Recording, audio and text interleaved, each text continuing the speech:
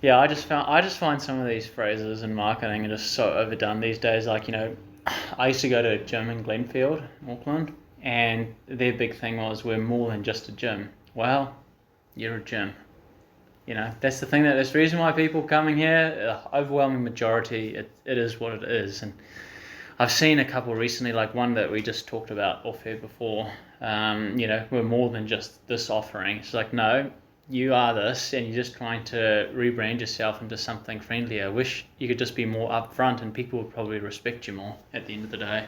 Absolutely. If you set out to do a thing, do that one thing and do it well. Don't fear the man who has practiced 1,000 different kung fu moves. Fear the man who has practiced one kung fu move 1,000 times, to paraphrase Bruce Lee. Yeah, we're with Aidan from Katipo Creative Studio again. It's been a while since you've come on the channel, but it's good to have you back. What have you been up to recently, and how's business going? Well, business is going good. We are still here. Since the rebrand, it has taken quite a while to execute all of the various parts that come with a rebrand. So getting the signage done out the front of the shop, which requires your traffic permits and so on, and making sure that people can see the sign in summer or winter when the tree in front of the building blooms. So all of these kind of logistics have certainly taken their time. We're currently working on a new website, a Shopify site, to add value to the business which didn't exist before. So rather than isolating or excluding ourselves from the wider market, we are producing the online store to cater to a national audience rather than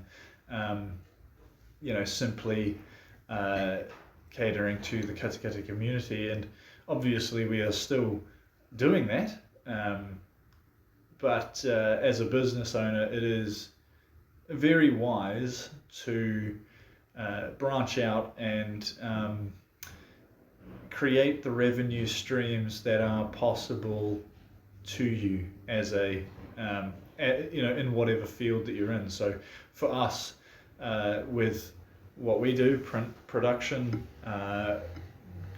greeting cards and calendars and so on, these are things that don't specifically apply to the people of Katikopy, whereas things like custom framing, that's a lot harder to ship.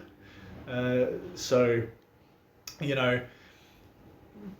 part and parcel, making moves to expand the business, but also keeping in mind the most logical approach to doing that, rather than saying we'll do custom framing and send it anywhere in the country, only to find the glass broke along the way. Very good. Yeah, there was there was quite a period of time which you went through in which this rebrand obviously completely redefined how you were, I guess, engaging with people, really, because you had that initial takeover period where a lot of people were just getting small jobs done, but you decided to phase that out. Do you still get those people looking for like small one-off jobs coming in, and how do you sort of, I guess, gracefully let them know that there's stuff that you're doing now that's on a bigger scale? Well, first of all, we don't receive any subsidy to provide services like document printing that libraries do. So introducing a handling fee for those kinds of jobs deters people that want something for nothing. or balk at the price of a colour print these days. And that has effectively reduced the number of people who are looking to get those, cent prints as opposed to the, many $100 commercial jobs. Not that we are actively trying to exclude anybody from using our services. So, if you're happy to pay the fee, then we're happy to do the work. Especially because Katikopy, there's a pretty aged community here. So a lot of people are not so familiar with technology. And going to the library and doing it yourself is not really an option. So, it's a bit of a two-part thing where by introducing that fee, we've reduced the number of people that do get those smaller jobs. So, for example, if you're doing an 80-cent print job and that takes you 5 minutes and you did 100 of those in a day, that's at least half your day gone. Probably the whole thing with the conversations that ensue, and you've made $80, which is absolutely not enough to keep the doors open. And the other part of that is remaining a staple in the community, a helpful and well-meaning presence that, like, we will absolutely help you to get the best result from whatever it is that you're doing, from document printing to photo printing to photo restoration, all kinds of things. We really want to help people, but it does cost something. So I think that's the key to how we've mitigated these sorts of issues without essentially appearing rude and saying we don't want you here, which is just not the case.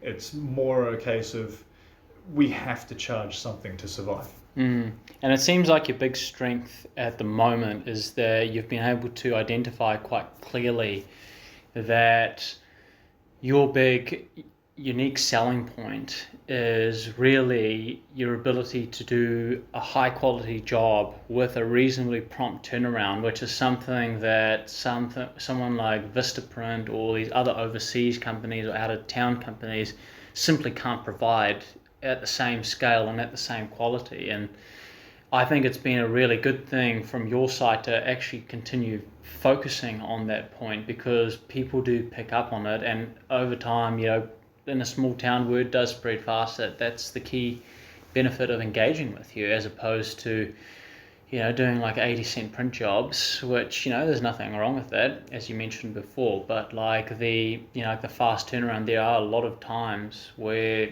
you just need something churned out quickly, and it just can't wait till next week. It has to be done by the end of the week. And is that something that you sort of picked up over time, that's like a strength of yours, that you can do stuff on a reasonably fast turnaround as opposed to something that you initially envisioned?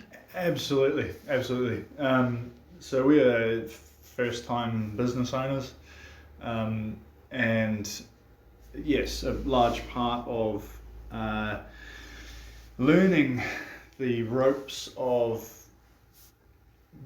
what needs to go into the business to keep it afloat and also progress is finding those strengths, finding your niche, and capitalizing on it, maximizing that benefit that you have to offer. So in terms of our selling points, absolutely finding that we are capable of commercial quality prints, giclée prints, which are high quality inkjet archival art prints. So from people looking for pamphlets to people looking for art reproduction, we have you covered. We are people. You can speak to us. You can review the result before we proceed with the 1,000 or the framing itself for things like art reproduction or photo prints, etc. So yeah, finding that way to define ourselves as something a bit different, I guess, has certainly come with time and focus. We've done a lot of ideation on who we are and what we've set out to achieve, and over time we've expanded and narrowed it down, expanded, narrowed it down, etc.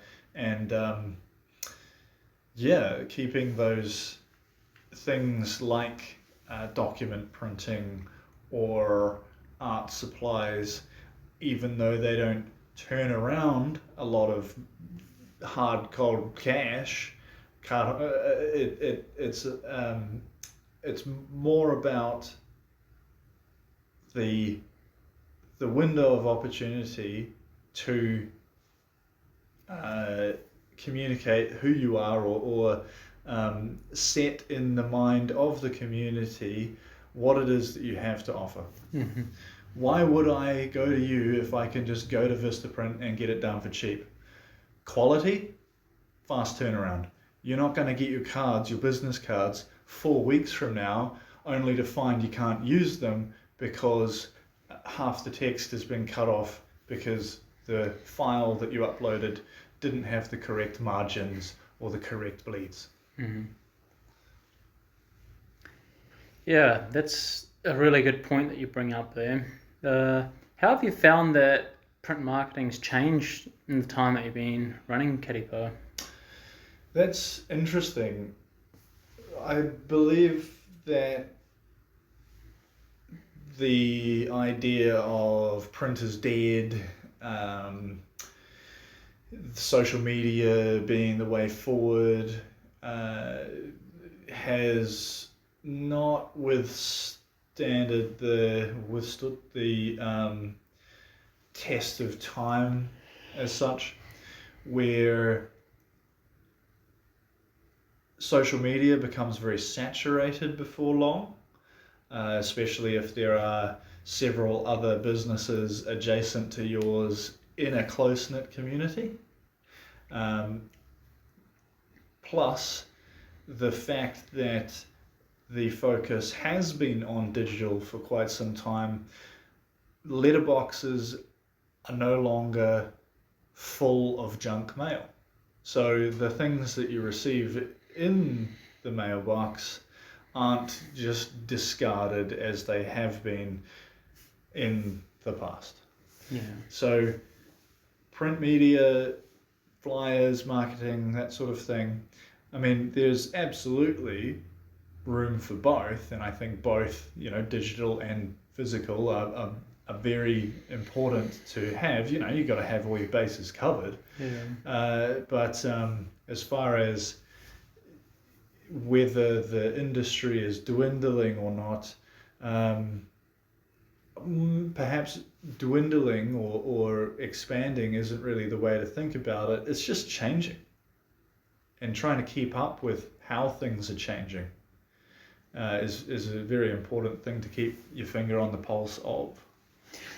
Yeah, well, it's interesting you mentioned that with like the change, because if you've got like some print flyers at like a home show or something like that, or if you walk into somebody's office and then there's like a print off of like your key service or product offerings, then one big thing that it tells you is that that print off obviously has gone through like enough iterations that the person that approved it, whether it's the owner or the manager or whatever, has clearly put a lot of time and consideration into it, and probably far more so than something which has just got a digital presence. And like I've seen that on sort of the social media front before, where one time I encountered an ad where someone had bought like an iStock photo, and then it still had the iStock watercolor in the background of the image, and then the ad had been live, and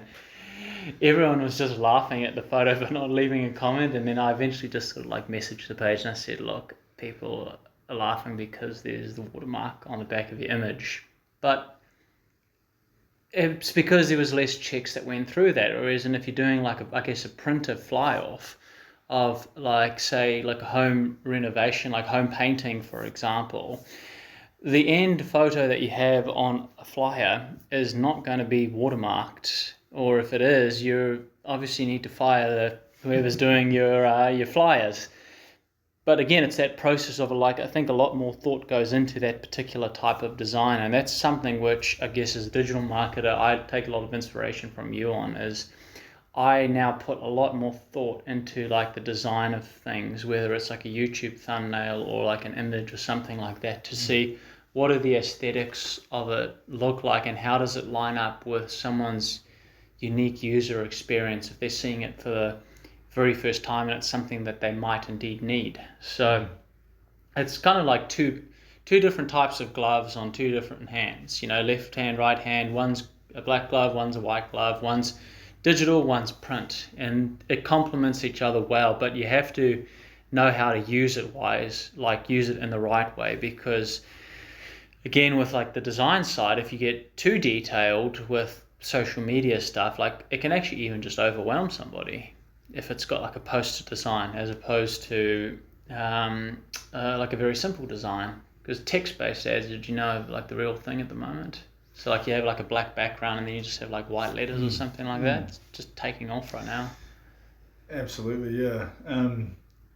First of all, leaving a watermark on an image, rookie mistake.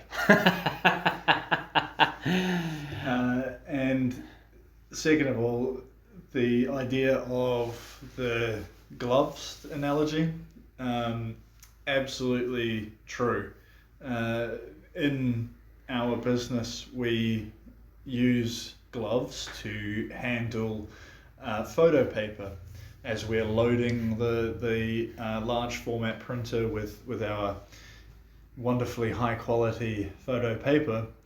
We need to ensure that no residue of grease or what have you transfers onto that paper, even if it is just close to the border and probably doesn't matter.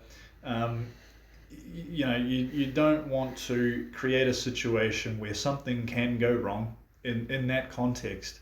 But those gloves are not suitable for other uses. For example, in custom framing, when you are cutting glass, you certainly don't want smooth gloves that don't leave residue. You need some hearty, thick material to prevent your hands from being cut while handling sheets of 900 by 600 2 to 4 millimeter thick glass. It's two different purposes to ultimately achieve a similar result, which is making sure things look good. Mm-hmm. So yeah, the way I would relate that to design is, on screen you are looking at 72 dots per inch. So in a square you've got 72 pixels. In print you have 300 dots per inch.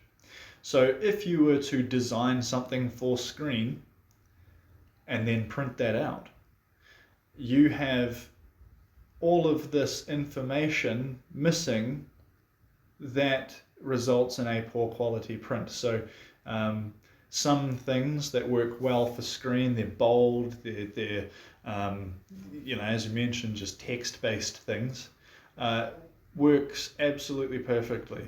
When you translate that to print, if you are working from a screen resolution file, first of all, you're going to end up with either blurred imagery or pixelation or banding in color gradients, where the computer does what a computer does and misses things that you as a human would pick up on. So by ensuring that when you go into a job, you do your due diligence, you don't end up with things like those rookie mistakes of improper file setup or missing things like watermarks and so on. And just to go off on a bit of a tangent, you mentioned finding inspiration in these principles of design, and the things that really matter. So, for example, the stuff that I was talking about, screen resolution, as well as color profiles. So your screen is RGB, print is CMYK. So, trying to get things looking the same on screen as they do on paper. For the layman, you're not really going to find much use in the very nitty-gritty of those details, but there are a few small things that you can follow to ensure that whatever you're producing, it's not too crowded, your fonts are legible, you've got margins, things are aligned, so that when you put whatever you do out there, people take you seriously. People don't look at what you've produced and see a mess or something glaringly obvious that you could have circumvented in the first place by just paying attention to a few small principles. Yeah, because we had a look at one local business page earlier on, and just a couple of the organic posts which had been put up, and just if we had removed the name of the company and the service that they offered and just had a look at the images and the videos, one with the video text, we couldn't even read what was being said half the time because it was a poor font color choice against the background it was on, but also as well just like image choice too. It should have just been something that was more focused primarily on the core service with a wide enough shot to illustrate what that service is, and kind of actually just being a bit more blunt and direct and not just sort of all, sort of social, so to speak, in terms of the tone of voice that's being used in the post. And like I'm just showing you right now, like one of the business cards that you designed for me. It's still amazing these days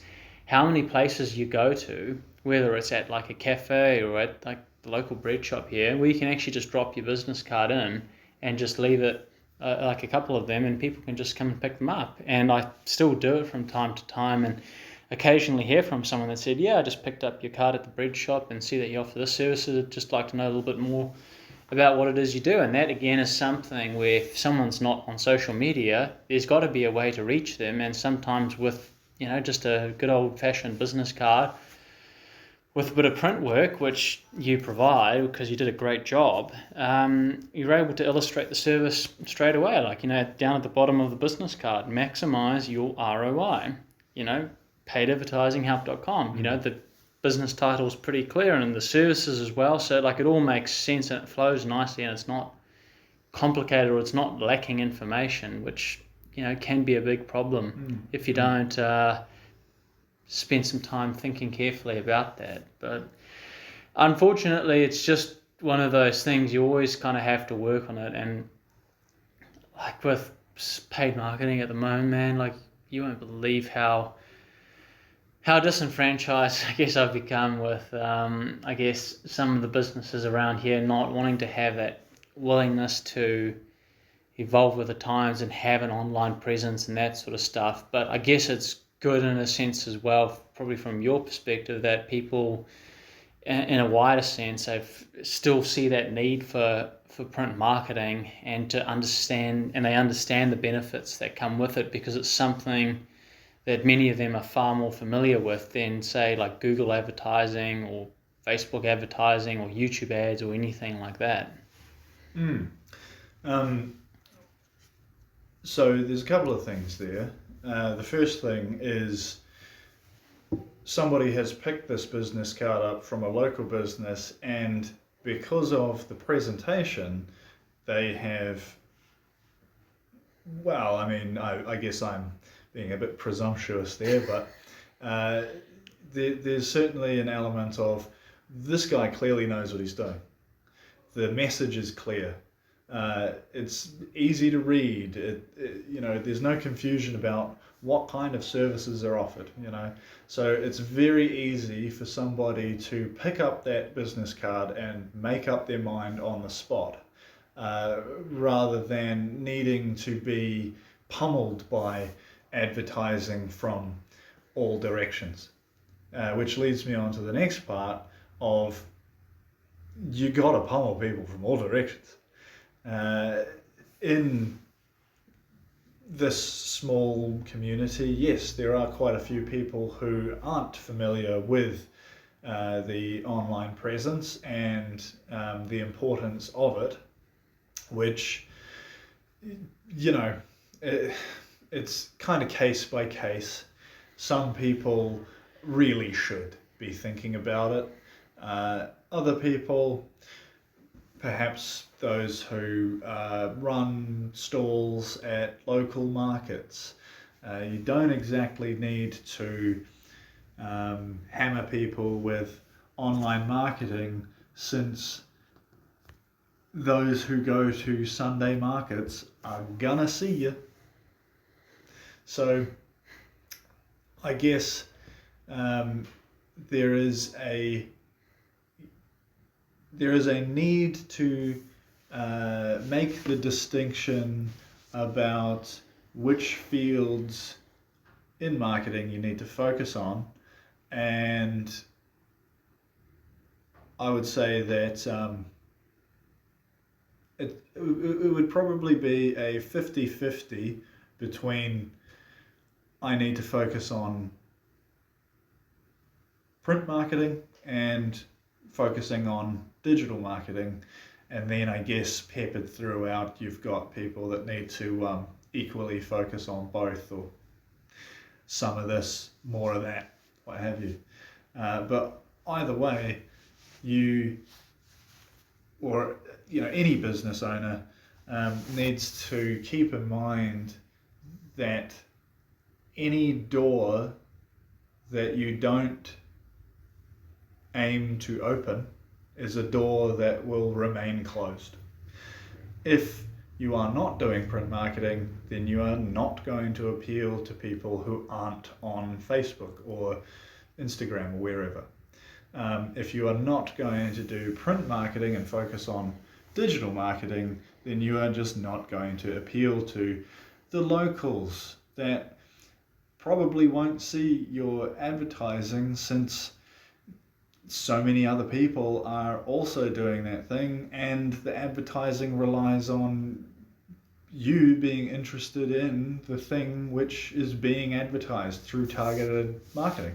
Yeah. So yeah, definitely there is a clear importance that should be put on both forms of getting your name out there and taken seriously. When does the new website launch? Good question. As these things go, there are always obstacles, technical issues, ironing out the kinks as you progress, but it is pretty close to being launched, aiming for the end of the month, so end of August. Wait, are we in August? No, we're in July. Still in July. We're still end of July, maybe the end of August. But this is the thing: you gotta keep those contingencies open. Very good. Just a hypothetical question as well. How long do you think Katikopy and Print would have lasted if you hadn't rebranded and changed the way it was done? Another good question. The problem with how this business was set up beforehand was almost inverse to what it really should have been. There was a strong focus on appeasing the people rather than chasing the big business. Inevitably, you're going to have people who are not satisfied or, want to lay a complaint or what have you, because you're the only place in town that will take your phone and go through the emails and find the thing that you need printed and do all of the admin for you. Unfortunately, that's just not something that is sustainable. And you have to make the call to cut that off. So with how things seemed to be tracking before we came into the picture, not very long. Yeah, it's amazing as well. Like, I remember since when we last spoke on the channel, I ran some ads just targeting local business owners for months and months and months and months.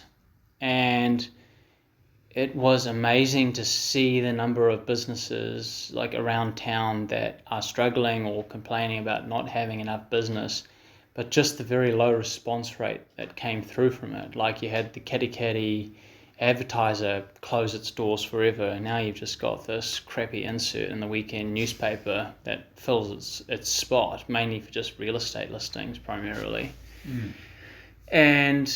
But then you had over 50 businesses that advertise in there, and I thought to myself, well, what's their plan B going to be? Like, are they going to take it online? Are they going to advertise that way? Are they going to hope for the best with this alternative version and just keep on taking that route? And what I eventually learned over time, Aidan, is that you can only offer your hand of help out so much over a fixed period of time, and then eventually you've got to kind of just begin moving with the movers. And when the opportunities do come up from out of town businesses, you've just got to put your hand up and say, yep, I'm more than happy to work with you and engage with you and that sort of thing, even if it means that they come into town here and take some of the local work, because those people have shown initiative and been proactive. But it's always a great feeling to be able to work with local businesses. I've really enjoyed working with Dave and Pauline from Flame Lily Orchard. They do the spray-free blueberries, which is well worth it. If you're ever out going past Tanner's Point Road in the Western Bay, plenty do stop off at their roadside stall. It's incredible blueberries. They're about to actually put their website up as well. Did you know that? Nice. Yeah, no, got a simple one-pager on Wix put together for them, and sure. The fact that their main competitor at the Tauranga Farmers Market doesn't have one. I mean, they're only really competing against the Tauranga Farmers Market primarily for real estate space online. So I think once they do get that website up and running, they'll be a for away. Well, I mean, I can't vouch for the website, but I can certainly vouch for their blueberries. They are some of the best blueberries I have ever had. Big, juicy, firm, tasty, all the things you want from a blueberry. And none of that spray crap that you have as well. Like, there's just such a discernible difference in taste of it as well. And you look at how hard Dave has to work, along with people that work in his orchard, to ensure that all the there's a grass bush and that sort of stuff is like out the way so they can actually grow properly. It's a lot of time and attention that goes into it, but it's a fantastic end product. And that's something as well that, just that alone, once people have a taste of the blueberries and you can catch on to those that like a kind of, those fruit lovers, you can get in front of them and just get them to come and sample some blueberries. You can normally convert them, even though it is a premium price. It's a premium price that's worth paying in my mind. Premium product. 100%. Pro tip: freeze your blueberries. excellent snack. Very good. So on what you're saying there about the effort that Dave has put into his business to produce these incredible blueberries, the appreciation for what marketing represents is perhaps something unknown, fear of the unknown. For many people who are unsure about, taking that next step. What really needs to be understood is,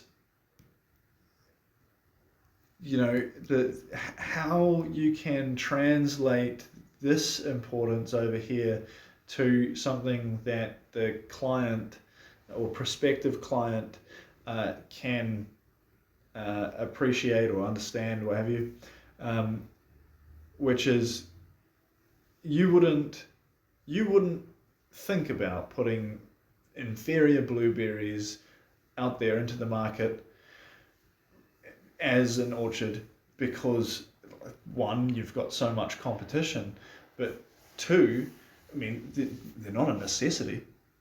And if you want your orchard to survive, you've got to impress people. So coming back over to the marketing, print marketing, design, digital marketing, the people who are doing this, I can't vouch for everybody in the game, but certainly for Stuart and myself is the pride that I take in my work and how that reflects on the end product.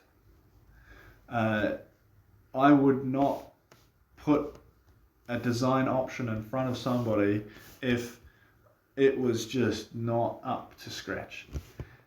Whether that's to do with technical issues such as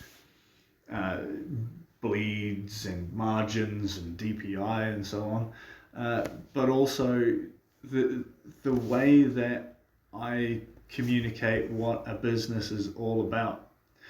So if I'm doing any kind of marketing for a business that sells blueberries, I'm going to think about how appealing I can make that marketing. I'm going to think about how delicious you look at that ad and immediately you start getting hungry for those frozen blueberries, because I, one, need to pay the bills, but two, I don't muck around with half-done jobs. And I think that the majority of people in Katikopy have that same mentality of, I'm going to do something and I'm going to do it well. The only problem is how foreign so many of these concepts are. The idea of social media presence, not specifically marketing, but creating a living catalogue of what it is that you do, what you have to offer, as well as, that digital marketing or print marketing, like who your business appeals to. I need to make sure that I'm making the right moves, and if I'm not sure of it, I'm not going to make any moves. Mm-hmm. And the thing there is that you don't have to do it alone. You hand over this responsibility to somebody who does have a vested interest in, one, their own business, and two, the progress of your business. So all of the businesses that I work with in Katikopy and the extended area, I take utmost care with the deliverables to make sure that rather than just slapping something together on Canva and calling myself a designer, I've spent the good part of the past decade, honing these skills and learning all about the technical, but also how to embody the identity of the business that I'm working with. And that's something I've been trained to do, so that you don't have to scratch your head thinking about, how do I make people want to buy my blueberries?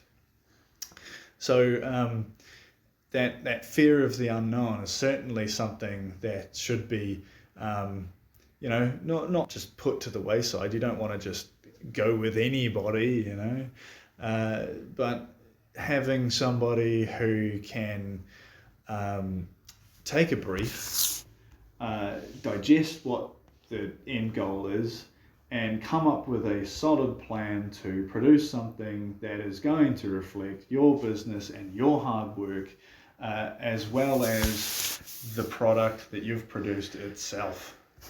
And we can definitely see that. We're just looking at the Flame Lily Orchard Facebook page at the moment, because when I first met with Dave, one of the first things I said is you should just focus on one channel, like choose Facebook or Instagram and go for it. So we chose Facebook, and they went from having something like 140 or 160 followers, and they've actually, earlier on this year, they crossed the 1,000 follower mark. Nice. Which for a local orchard is phenomenal, and it's all people within the local area as well that we've targeted. Like, we haven't done massive out of town targeting. Like, the furthest south we've gone is Tauranga, and then furthest north we've gone is like sort of the Waihi Pairoa area. So it's always people that are going to be within that catchment area, and to have that, like, it just provides you with a presence that stands out. And his most successful video of this recent season, you won't believe it, it's just him holding a camera up in his orchard.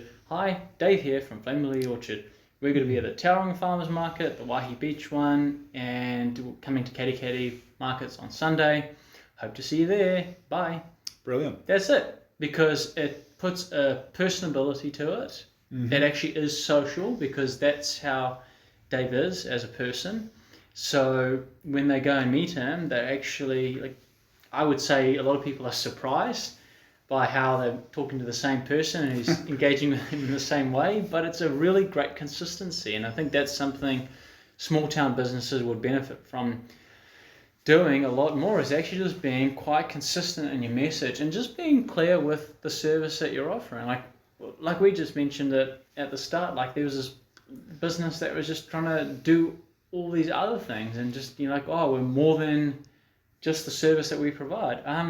No, you are the service. You're just trying to be all cutesy about it. Just be your service and own it, and just talk about those big benefits of it. Because like the biggest thing that has come out of working with like Dave, and also just Beds or Us, Waihi and Whangamata, is just talking about like the local experts, and you're saving time. You're not having to just drive ages away to go and find what you're after, and that's a big advantage that you can have, because like particularly if you are older and you're more concerned with the risks of bad drivers on the road or the quality of the road and roadworks and that sort of stuff, that local option is a really strong point, because on Sunday you can wake up and you can walk down to the markets and get your blueberries, or you can drive 20 minutes up the road to Beds R Us Waihi and go and see that lounge suite that popped up on your Google Ads search and find out more about it, as opposed to driving an hour in roadworks into Tauranga and back, and also having to struggle with finding parking and that sort of stuff. So it's just those things that I think you just need to be able to identify, like own exactly what it is that you offer, and be able to identify those big advantages. And like, it can't be overstated how much of a benefit saving time is when you are in a small town, because it can be very tedious having to drive continuously to get things, whereas if there is a local option and you are aware of it, you'll look back and wonder how you ever did all those drives into Tauranga or Hamilton and wherever. Absolutely. afterwards. And the key there is if you are aware of it. So that's where the marketing comes in. For us, we have, and so actually, again, another two parts thought.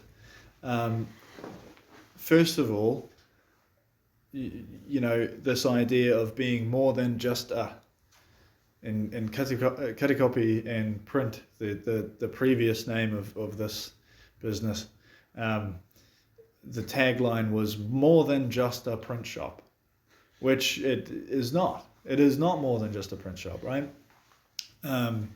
Since then, we have expanded, but we've expanded into the logical.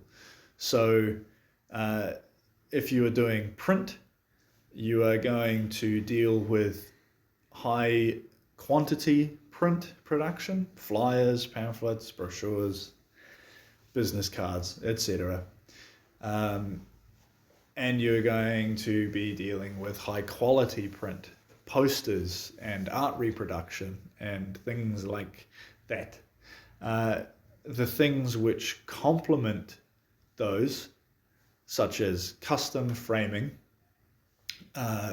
products like greeting cards, they fall in line with the main purpose, the goal, the why you are here. What are you doing? And just narrow it to what it is that makes you what you are. That's not to say that you can't branch out into something new, but it definitely has to be well thought out. One of the things that we've branched out into that isn't a huge money maker is high quality art supplies. So even though it is quite different to print, it aligns with the artists who come here to get their art reproduced, who want to find ways to sell their artwork, which isn't just a print. And it's interesting,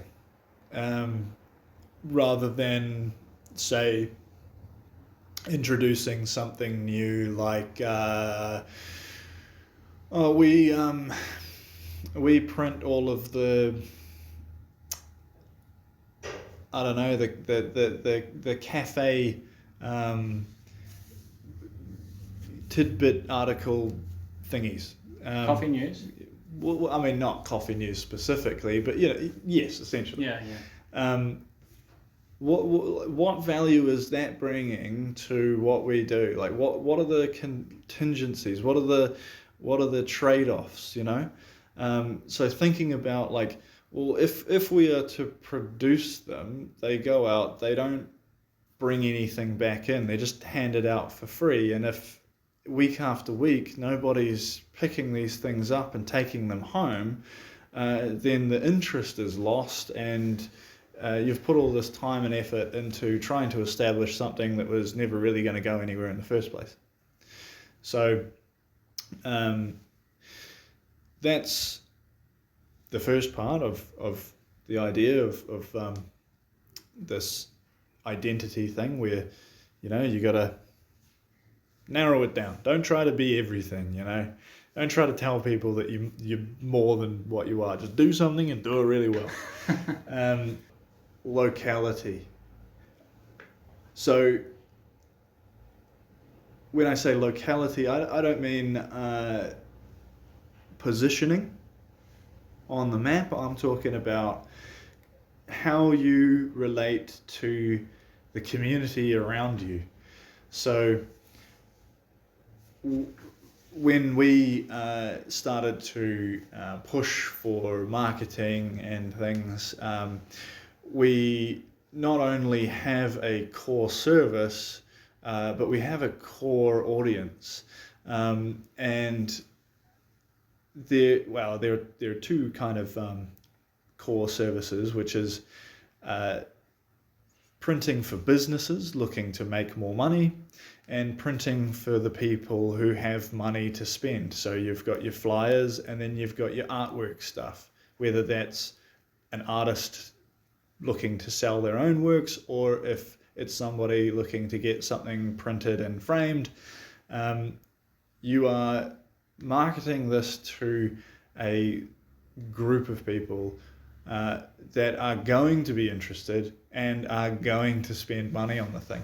So finding where we should market and how we should market. So marketing on platforms like Facebook and Google, it would be better suited to market our online store. I mean, it hasn't launched yet, but we'll certainly be doing that, because if somebody halfway across the country sees this ad, it's still applicable to them. Yeah. Whereas locally, we have ads. We've got the on-screen ads at the medical centre, which focuses on high-quality custom framing and photo restoration and so on.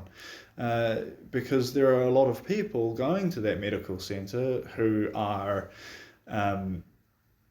older, they have memories that they want to preserve and cherish.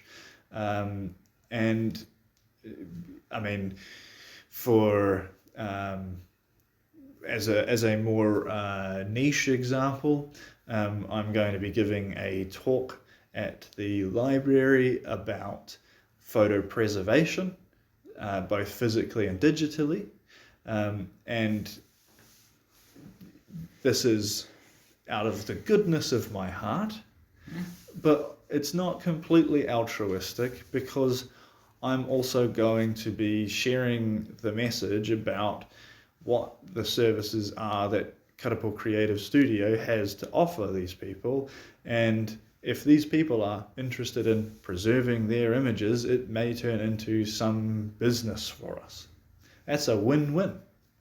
And you got to be diligent, you got to be proactive, you got to find those ways that you can tap into the audience that you need to engage with them and get them interested and keep them interested, rather than ticking boxes because you think that's probably what you need to do.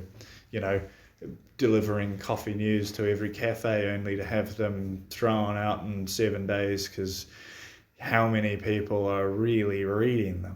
You know, no offense to coffee news, it's just, as a business owner, you know, like if I were somebody with a printer at home and a weekend to spare, certainly it's definitely not a waste of time for somebody to take that on, you know, as a bit of pocket money or what have you.